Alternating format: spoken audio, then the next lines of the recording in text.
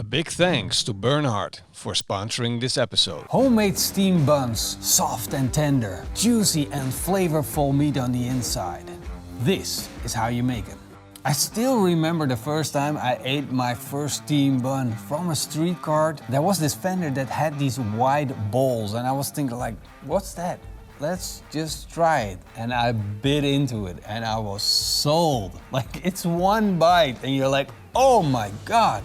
What have I been missing all my life? And this is the same guy that was selling me egg rolls.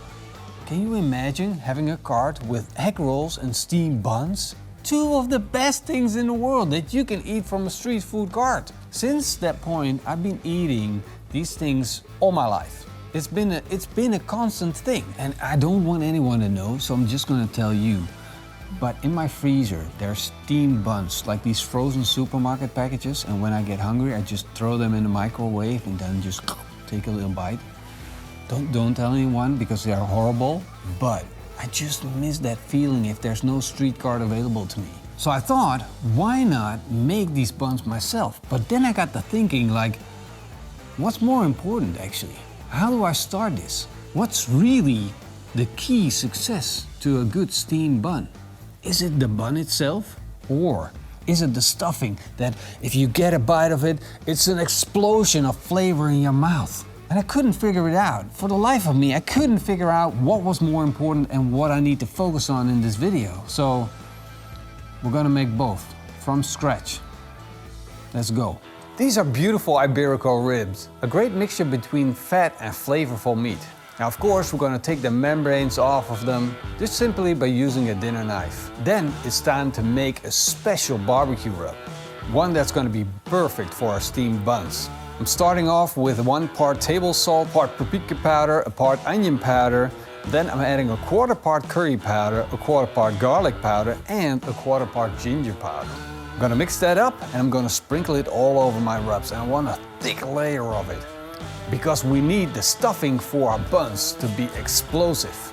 Now let's move on to smoking these ribs.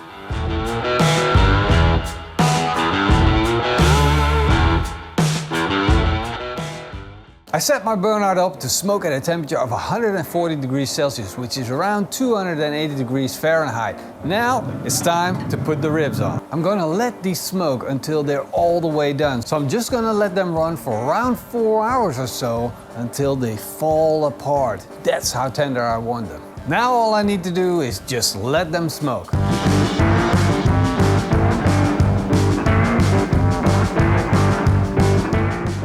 Our ribs have been smoking for a couple of hours now, and it's time to start working on the sauce.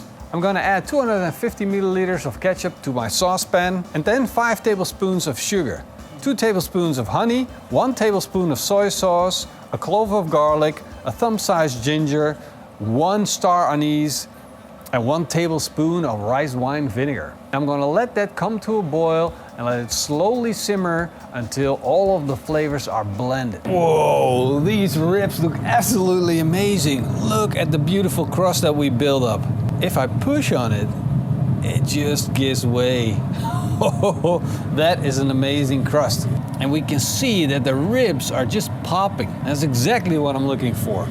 And the last test that I'm gonna perform is stick my thermometer in and see how much resistance I have, and it's just falling through. Now I know people that say you can't get good results with a pellet smoker, and I think we just proven them otherwise. Just leave your ribs on as they are until they're almost done, and they picked up an amazing smoke color, beautiful mahogany, absolutely perfect. But now it's time to go to the next step, the final step of the ribs that's going to take them from amazing ribs to mind-blowing good ribs. Time to roll out a sheet of aluminum foil, put in my barbecue sauce, layer on some butter, put the ribs on, wrap it back up, and place it on my Bernhard smoker. And they're only going to need another 10 minutes or so for the butter to melt and the barbecue sauce to spread all over, because remember, these ribs are already done. Then I'm going to take them off, brush the barbecue sauce in all the nooks and crannies of these ribs, and you end up with the most beautiful ribs you've ever had. I gotta stop eating these.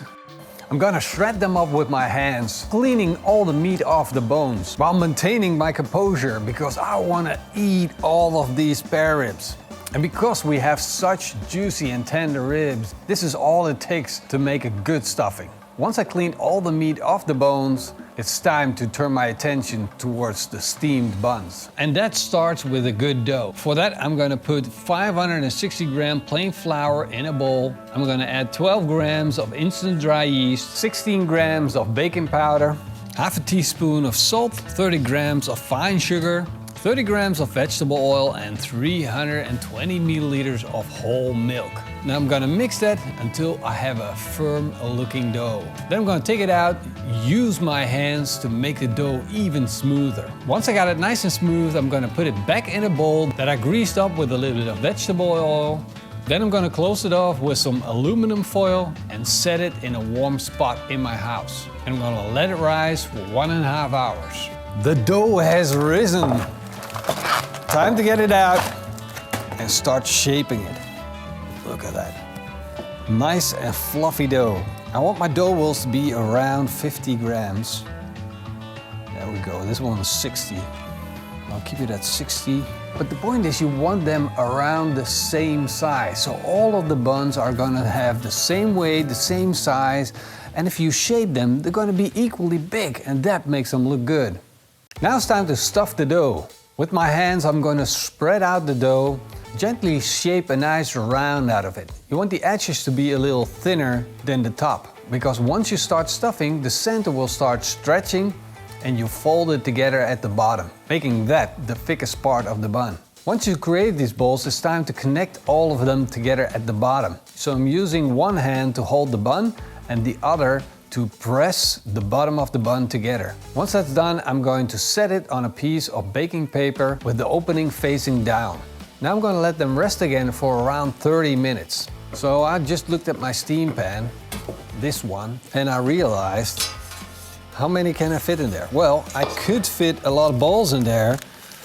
Look, I could fit a lot of them in there, but my paper was a little bit too big.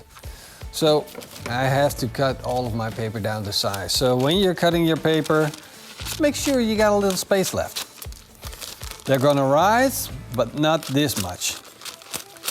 So I'm just gonna cut it down to size. It's an easy job to do. And then I'm gonna fill up my tray. And a normal steaming pan should hold around 5 of these balls.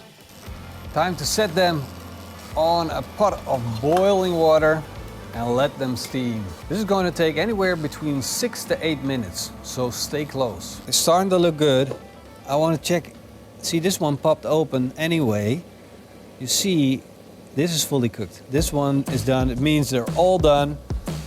I'm going to take them off and we're going to do a taste test.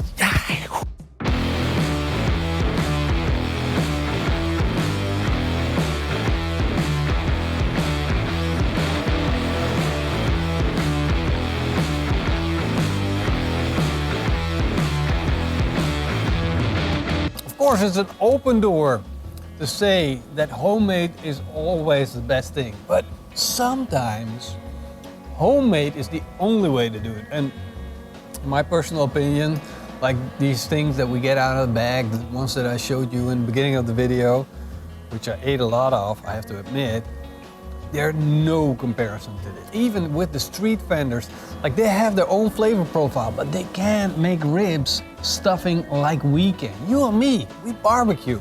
We got the best flavor, we got this down. So these things are absolutely insane. And I've been eating them since they've been coming out of the pan. I can't stop.